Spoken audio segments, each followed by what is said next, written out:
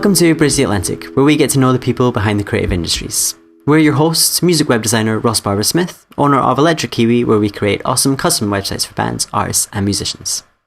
And I'm indie musician and filmmaker Marcin Novelli. If you'd like to be a part of my brand new solo album, please go to pledgemusic.com/Marcin Novelli. This week, we're excited to welcome booking agent Matt Rafal to the show. In his 7-year tenure at Supreme Entertainment Artists, Matt has specialised in booking tours for singer-songwriters, including the Kate Voegele and Tyler Hilton package tour, which spanned through the UK, Canada, Europe and the US, the 2013 trio tour featuring Tyler Hilton, Geiger and Ryan Cabrera, as well as national tours for Howie Day, American Idol winner Lee DeWyze, YouTube star Tyler Ward, Ron Pope and the Click Five. Originally a touring musician and songwriter, Matt has written music for a variety of television projects, including NBC, CBS, Disney, and the CW. We're looking forward to hearing the advice Matt has to share for artists who are looking to plan a tour, hear about some of the common mistakes artists make, and get to know more about the man himself. So, hey, Matt, how's it going? Nice to have you on the show, brother. Hey, guys. How you doing? We're doing well. Apart from, having to retake that intro probably about 3 or 4 times. I don't know what you're talking about. We nail it always on the first take, Ross. We never have to re-record anything ever. We are just like, so profesh. Not strictly true. Matt, tell us 3 things about yourself that everyone should know. We start this off awkward because that's just how we are. Oh, man. I'm a big fan of 80s hair metal music. So like Motley Crue, Rat, Warrant, that kind of stuff. Even though I don't work with those kind of artists, generally I love them. I'm a big podcast fan, and because of what I do as a booking agent, I listen to podcasts all day. So if you saw my phone and you saw how many podcasts I subscribe to, you'd think I was crazy. But I will listen to podcasts like probably 6 hours straight while I'm in between phone calls and, doing work and research and whatnot. Well, we approve of that. Ross. Yeah, we approve this message. Strongly approve. We approve of this. Nice. No, I look forward to seeing you guys pop up in my auto notifications, which is cool. Oh, already with the tears. And one more thing. So I'm from Old Lyme, Connecticut originally, and the town is known. If you've heard of Lyme disease, like with the ticks, my town, somehow that's where the name came from. So. Oh wow. Yeah, well, that's wonderful. Thanks. We have an outbreak of that here. Thanks for that, man. So I just want to jump back and say we've had 3 of the artists that you've worked with on the show. That is so crazy. Tyler Hilton, Lee DeWyze, and Ron Pope. All great people. Yeah, all 3 of them we've had on actually over the course of, Tyler was the first show that we ever launched with. Yep. Yeah. So why don't we talk a little bit about your role at Supreme Entertainment and the role of a booking agent in general? So I'm a booking agent. So on an average day, I'll wake up, look at emails, and it's a lot of stuff from either managers who are looking to route a tour for their client being the artist, or it's from promoters who I'm already working on shows with, and, just kind of feeling out the issues, if shows are selling well, if shows are not selling well, that kind of thing, opening acts, production issues, work visas, there's like a million little things, promo, Facebook advertising, ideas on how to, if a show's not selling as well as it should be, what can we do to jumpstart it? That kind of stuff. So, it starts with looking at a calendar and trying to figure out where an artist is going to be. And then you start just planning and building and dealing with the stuff. And sometimes dealing with the stuff that goes wrong, whether it's a payment issue or, somebody misbehaved, whatever. There's a little bit of that too. So that's probably Tyler. I've been to a show. I was in a show to Toronto. He misbehaves. I want to say it, as a DIY or whatever musician, you kind of have to learn to do all these different things until you start bringing other people in, and over the course of the last couple of years, I've slowly started expanding my team. And the one thing I haven't expanded yet is to a booking agent. And I'll tell you, there's certain things that you have to do as an independent artist. And some of them actually are kind of fun, that are not music related, is what I'm trying to say. I don't know if other artists like this, but the one thing I hate is what you do. Not that sounded bad. I love that you do it, but I hate doing it myself. I don't like it. And I've had to do it because I've booked my own tours. And my gosh, no. Do you enjoy what you do? I do. On most days I do. Right. I would say it's different, I think, when I'm the agent and not the artist, because I can be only give the artist and the manager the things they need to know. And if there's somebody who's rude or there's something super negative, I can just be that buffer, and it doesn't need to get to the artist, in most cases. Yeah. So, I think with the DIY thing, it's you really have to kind of, take the good and the bad, which is hard. So I totally get that. We're gonna be talking. You and I are gonna be talking. That's all I'm gonna say. So let's move forward. Yeah. Let's move forward. Yeah, I'd be interested to know. I've not booked a tour for an artist. That I have helped set up, occasional shows here and there, and oh my god, that was so stressful. And I probably made a ton of mistakes. So what are some of the common mistakes that you see artists making when they're booking their own tours, and how could they avoid some of those mistakes? Well, the older I get, the more I do this, the more I realize it's all about communication. So if you book a show with a promoter who is not a good communicator, and, if it's somebody you have to email 6 times just to get a reply from, that usually means the show is going to stink, because if the person isn't going to reply to you in a timely fashion, it probably means they're not doing the things they need to promote the show, and you're going to be disappointed. So my advice is, if it feels wrong in the beginning, don't do it. Find a different room, a different promoter, because usually your instinct is going to be correct. God, what a common thread we have on this show. Yeah. Follow your gut feeling. We get a constant reminder of this every week, and I love it. I think the number one lesson that we have learned and we could pass on to anyone else is follow that gut feeling, your instinct, right?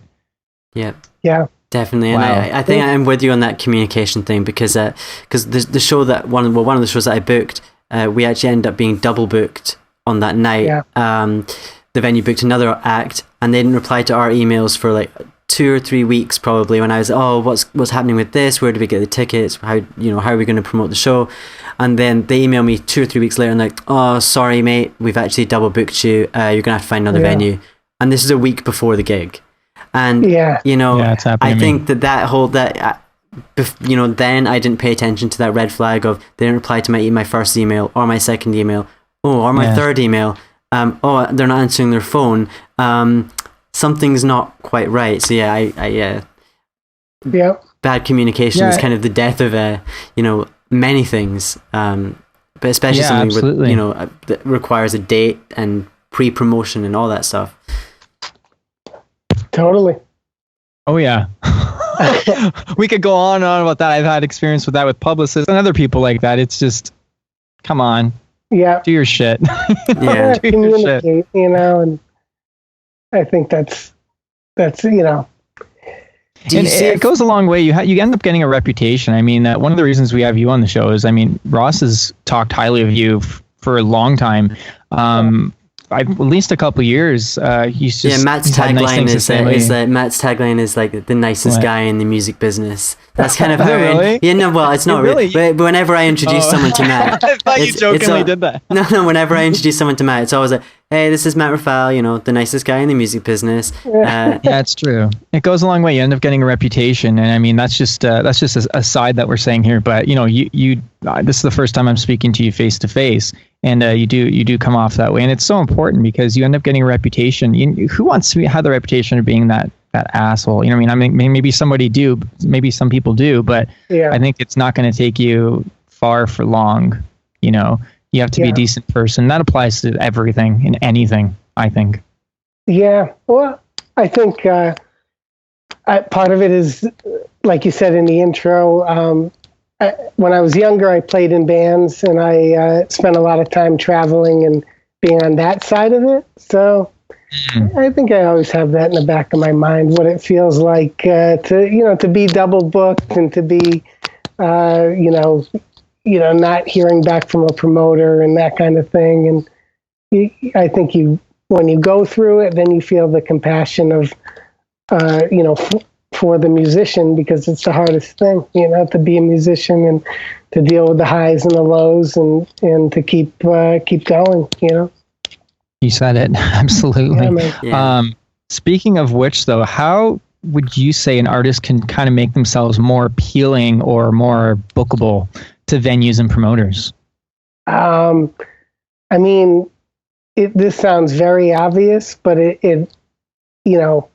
promoters are looking for easy sell, like shows that will sell easily. They don't want to sweat it out, grind it out, and uncertainty is not your friend when it comes to booking. So it's a catch-22 because they want artists that have a history in the market. And, I often have to convince a promoter, hey, artists X, Y, and Z have been in your city or they've been to a comparable city. I really feel they're going to do X amount of tickets, let's make a deal. Let's do this, and it's a lot of that. So, there's two different things that, you have the artists that have been around for a long time, and that's more of a, bringing them back to markets for a good deal. And then the other side of it is developmental artists who are coming up. And that's when you have to be a little more creative. And sometimes it's a favor. You have to ask a promoter for a favor. Sometimes it's packaging a new artist with an established artist.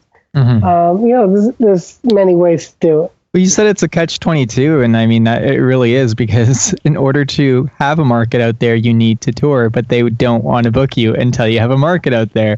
Sure. And it's the most frustrating thing as an independent artist to deal with that catch-22, right? And to have to prove that, you are sellable, I guess, or bookable, as much of that makes you sound like a commodity. But I mean, it's that proving that is always the toughest part. And that's where people like you come in, and as the what's the word I'm looking for? As the champion, I guess, of these artists, and because you're bringing them more established artists, then they take your word. Like you said, I've experienced that before. My wife used to book shows in her younger days, and it was kind of like the favor. Okay, fine, you give me this one, and we'll give you this one. Yeah. And it's being people. It really is doing favors and just being human, right? Yeah, I think sometimes. Having a long history with the promoter, that's when you feel comfortable, asking them for a favor. And a lot of times, people are cool to help you out, Of course. Yeah.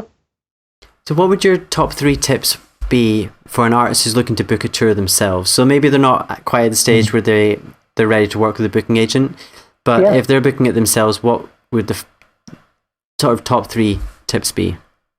Mm-hmm. Well, I would try to find other artists that you can kind of trade shows with and, band together. So if you have like no history in a city that's 2 hours from you, maybe find another artist and try to work a relationship where, if you do well in your home city, have that artist come to you, you go to them. All of a sudden, you've got 2 markets. Maybe you find a third. I think that can be good. I also think looking at calendars and finding headline acts that may not have support listed, submitting for those slots can be really good, and just be really easy to work with. Make it easy for the promoter to figure out what you're all about.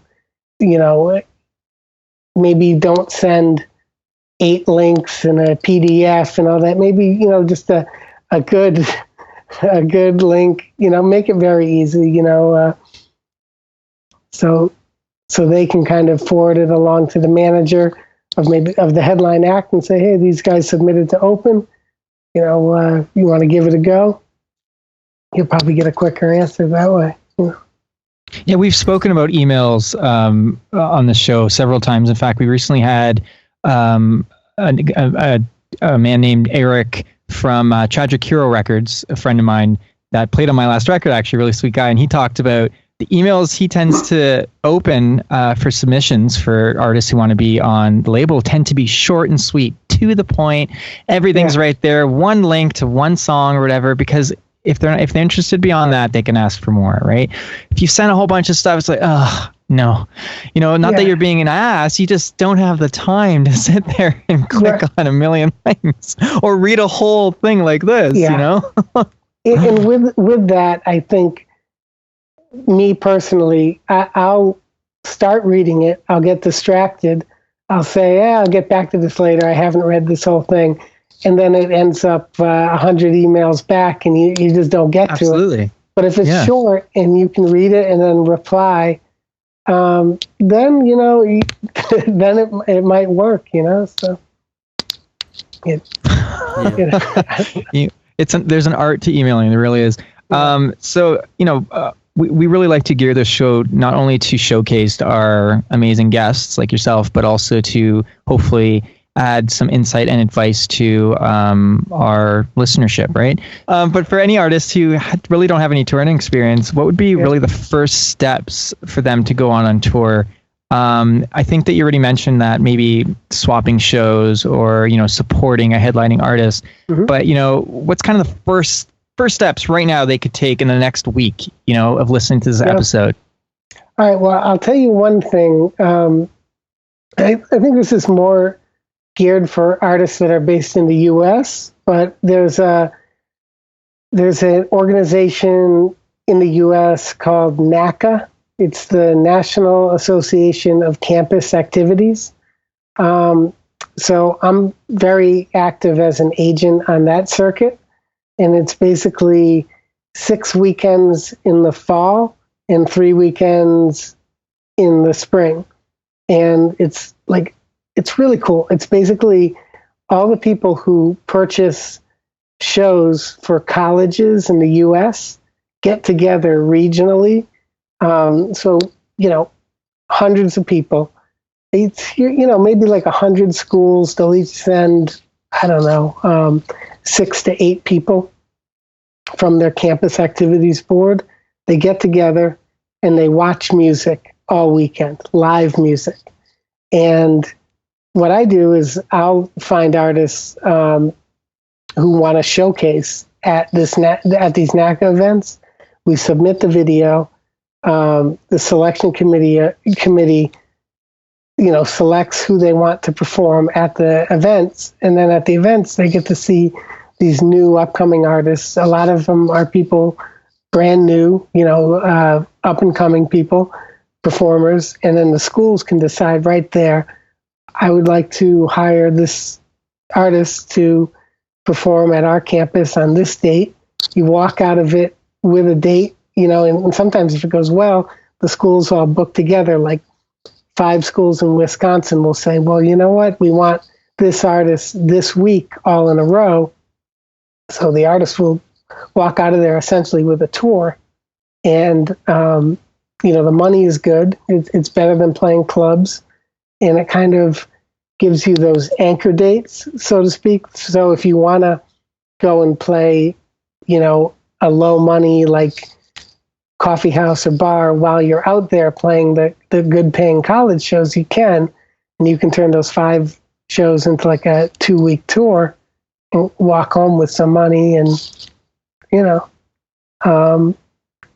I found it's really, really a nice thing for up and coming developmental acts who have, maybe played a handful of shows. And then if they get into the circuit, all of a sudden they're playing 50 colleges a year. And there's a couple artists in my mind that I've seen kind of really grow that way. Absolutely. That is some really specific, valuable advice. That's what I love. Now, Matt, we've come to the point of the show. Are you ready for 20 questions? Oh, let's do it. All right. Coffee or tea? Coffee. Meat or veggies? Veggies. Yes. TV or Netflix? Netflix. Twitter or Facebook? It's like I go Facebook, I guess. But Twitbook. Yeah. Yoga or yogurt? Yogurt. CD or vinyl? I'll go vinyl. Ooh, House of Cards or Orange is the New Black? House of Cards. New York or Connecticut? I live in New York, so I'll say Connecticut because you always want to be where you're not, Of course, right? Yeah. Of course. Friends or Seinfeld? Oh, Seinfeld. Oh, classic. Now, you're not in either of these places, so Canada or Scotland? I've never been to Scotland, but I was just in Canada like 2 weeks ago. Where? Toronto. Oh, okay, yeah. That's Canada. So I'll say Canada just because I've never been to Scotland. I knew that. Yeah, I talked to you about you being there. Yeah, I was upset you didn't tell me. It would have been great to catch up with you. Next time we'll grab a coffee. I'm a coffee drinker now. I used to be only a tea drinker, but come to the dark side. I forgot you were Toronto, man. I would have hit you. Talent or attitude? Talent. Yes. Yeah. Batman or Superman? Oh, I'm so not into that stuff. I'll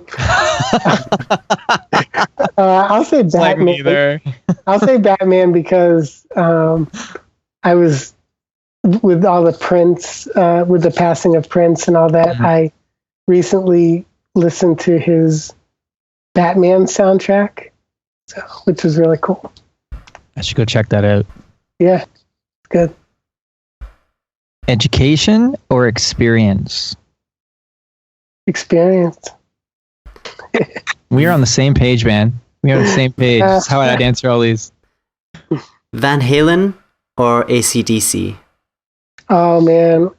See, now you're talking my language. I saw Van Halen this past summer in New Jersey, and it was cool to go to, but it wasn't that good of a show.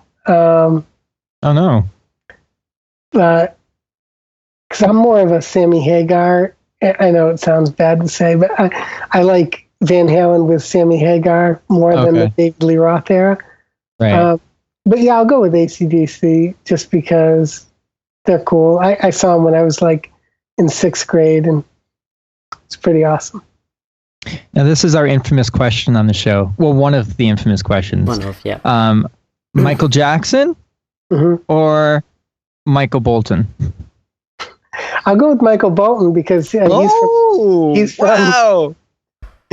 from Connecticut. And he used to be in a metal band in the 70s. Yeah, that is right. True. I always forget that. I know, you forget how awesome the Bolt really is. And he co-wrote a great song for Kiss called Hide Your Heart. Yeah, really good song from like the late 80s. Oh, not regarded as one of Kiss's better moments, but I liked it. I was Michael Bolton is the 80s. I think he is the personification of the 80s. That's all I can say. He is the hair. It is the 80s.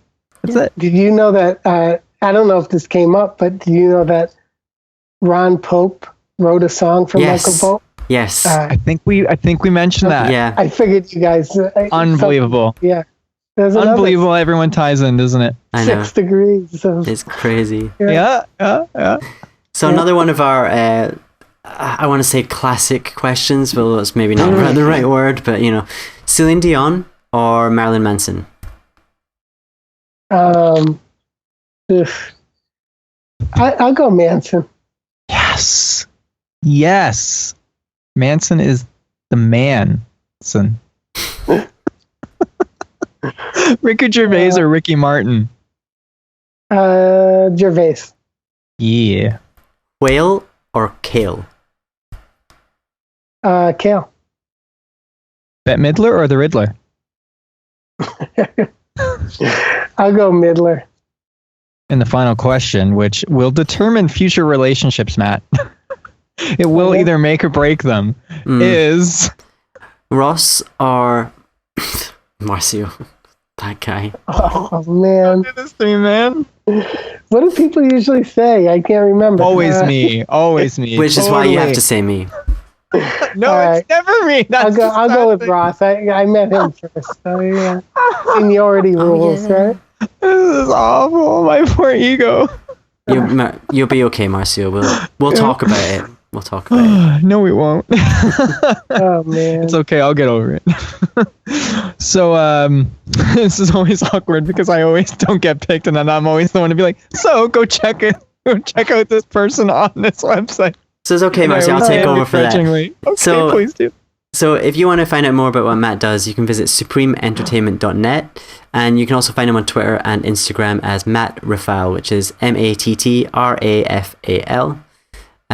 And for Marcio, I'm working on my second solo album, and you can be a part of it at pledgemusic.com/Marcio. We've already reached our goal, and we want to keep on going because the more we raise, the more songs I can record and bring them to life. I also recently released my award-winning documentary, Walking Proof, which chronicles the making of my debut solo album, and you can watch that for free at marcionovelli.com/walkingproof. And finally, make sure to follow me on Twitter, Facebook, Instagram, and Spotify, which are all Marcio Novelli. And I'm working on websites for various artists at the moment. You can check out my work and my blog at electrickiwi.co.uk. You'll find me on Twitter and Instagram as Electric Kiwi, and on Facebook, Electric Kiwi Design. This episode was brought to you by Chris Keaton, Buck Naked Soap Company, and Social Surge. All links are in the show notes, so please make sure to check them out because they keep this show alive. And if you'd like to sponsor the show, visit patreon.com/bridgetheatlantic. I couldn't remember that link, but I got there. You couldn't think about it. I had a bit of a blank, and I got over it. I got there though. I got there. Yeah. You handled that like a professional. Thank you. A professional Bridge Atlantic Probably co-host, for the first time. which is not really that for the first time in 85 episodes or something. Yeah. Oh man, Matt, this has been a lot of fun. It's been a real pleasure meeting you and getting to pick your brain, as they say. Sure. Thank you. Please come back again. Thanks for all you do for artists, man, and helping them get out there. It's like I said, you do what most of us do not like to do because it's not fun for artists to do what you do. But I'm glad you have fun doing it. So and you do it while being nice, which is really really important. Strange. I'm a little bit curious about you that you still haven't become cynical yet, or you've become jaded. So I don't know. Well, what's your secret? Lots of coffee? I have my days, believe me. I bet. Anyways, man, come back again, okay? Thank you, guys. Thanks for watching Bridge the Atlantic. If you like what you saw, make sure to like, favorite, and most importantly, subscribe so that you don't miss each week's episode. Please feel free to leave us a comment letting us know what you think of the show. Follow us on Twitter, Instagram, and Facebook, and subscribe to us on iTunes so that you can listen to us on the go. Thanks again for being awesome, and we'll see you on next week's episode.